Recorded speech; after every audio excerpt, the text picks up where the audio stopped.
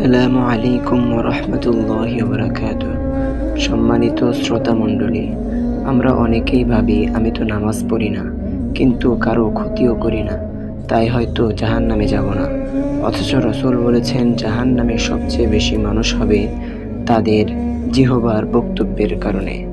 কেউ জাহান্নামে যাবে জিনা ব্যভিচারের কারণে, কেউ সুদের কারণে, কেউ নামাজ ছাড়ার কারণে, কেউ মিথ্যা বলার কারণে, আবার কেউ কারো হক নষ্ট করে তাকে অপমান করার কারণে।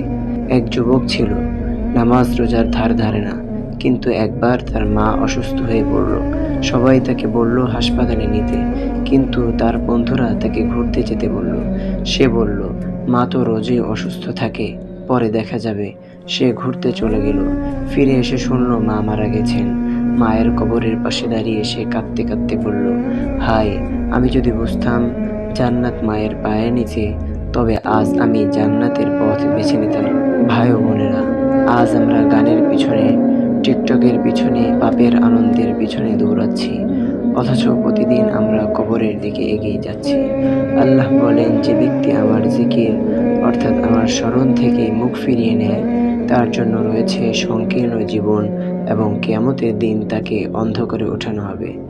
আমরা কি সেই পথেই চলছি? আসুন ভাই ও বোনেরা, আজই ফিরে আসি নামাজে, কোরআনে, মা বাবার খেদমতে, দুনিয়ার মায়া ছেড়ে আল্লাহর দিকে ফিরে আসি। আজই নিজের জীবনকে বদলান, কারণ কাল হয়তো আপনি থাকবেন